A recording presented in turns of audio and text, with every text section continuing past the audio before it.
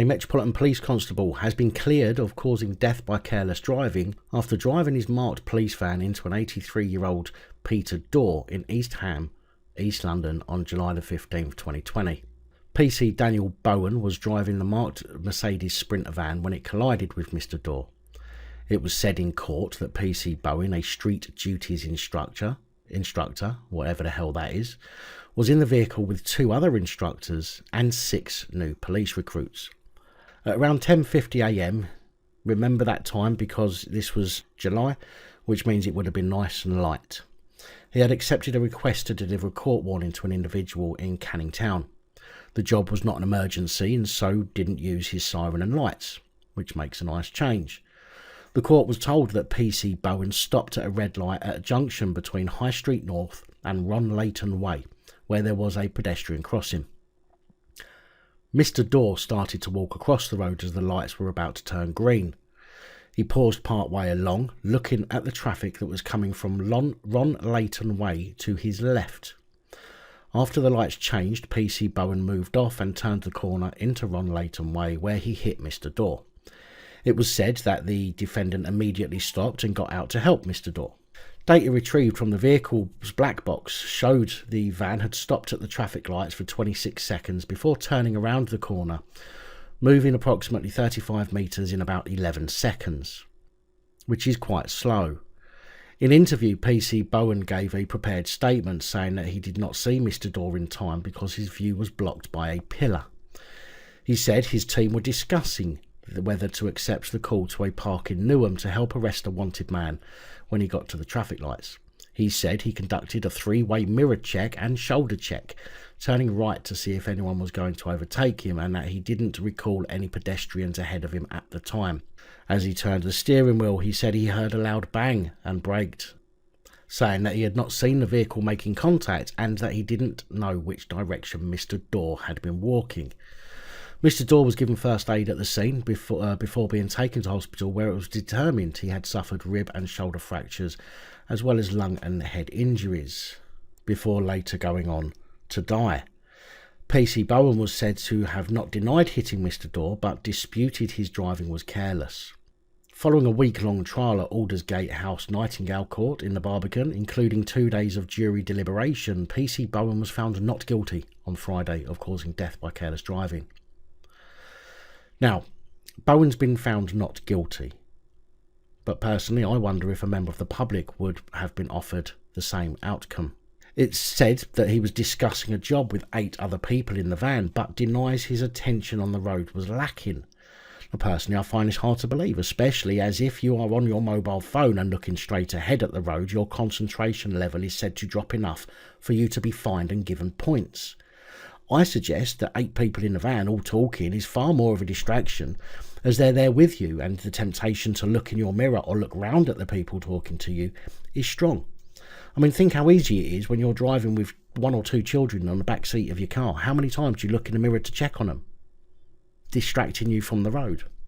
He says he didn't see the pedestrian crossing the road, but from Google Maps it shows quite a clear view of the crossing, albeit there are some lampposts and traffic lights in the way. I've failed personally to see how you could miss someone on the crossing. This is High Street North, this is Ron Leighton Way. The police van would have been here and turning this way. So let's zoom in. The police car would have been here, or police van would have been here. He looked over his right shoulder to see there was nobody overtaking him, and he pulled off. There is a crossing here, but it says he travelled 35 metres. Now if we measure the distance to here, that's approximately, oh bloody hell,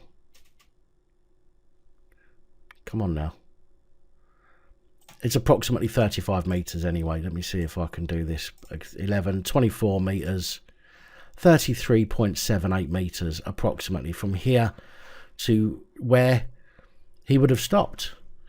That gives me indication that this is the pedestrian crossing that Mr. Dawe was hit on. If he was hit here, crossing the road here, then I would be asking why he continued to drive all the way over here before stopping. So this must be where he stopped. Now if we zoom down, to where the police car must have been waiting, or the police van must have been waiting here, there is, yes, traffic lights, traffic lights, traffic light. I can't move over to this side anymore, it won't let me. But even with 3 traffic lights there, and Mr. Dawe was said to have crossed the road and looked to the left, so he would have been coming from this side. It said he crossed the road and was looking to the left down Ron Leighton Way. So he would have been crossing from here. So Mr. Leighton would have been crossing from here, stopped in the road, looked left at the traffic down Ron Leighton Way, and from here, suggesting he couldn't see him crossing the road. Now, the traffic coming out from straight ahead would have been on a red light to allow the vehicles from this road to pull round. There's only this small road here that is controlled by traffic lights as well. So these vehicles wouldn't be pulling out, so he wouldn't need to check here or here. All he would need to do is, well, I suppose check over his shoulder. I don't see why you would need to check over his shoulder, because the traffic from here would be pulling round as well as this traffic going round. You can only go this way, okay? So if the police van's going this way, no traffic from here can turn right or go straight ahead, so it has to come here. So those lights would have been green as well as these lights. Therefore, there wouldn't be anybody overtaking you from the right-hand side. But, okay, we'll take that into account. You looked over your right-hand side. Pulled out. I mean, how can you not see anybody on that crossing as you pull round here? As you pull round, how would you not see anyone there? Because there's a post in a way. No, there isn't. But, obviously, he says his view was blocked by a pillar. So, we must assume that that's true, as the court have accepted it to be true. But if it was, then he should have been taking even more care when turning the corner. However, it seems from Google Street View that the only pillar that could have obscured his view would have been the traffic lights. But yet again, I can't see how they would block the view of anybody walking across the road. Now, obviously, I could very well be wrong. I could have the wrong location. I could be coming from the wrong direction. But based on what's been reported, I'm pretty certain I've got the right place. And I can't see any mitigating factors at all that a member of the public could use to get away with knocking somebody down, let alone killing them. Especially now the law has changed. There's no way in hell you'll talk your way out of this as a member of the general public. Now, as a disclaimer, I'm not suggesting that PC Bowen is guilty. He's been found not guilty by a court and a jury.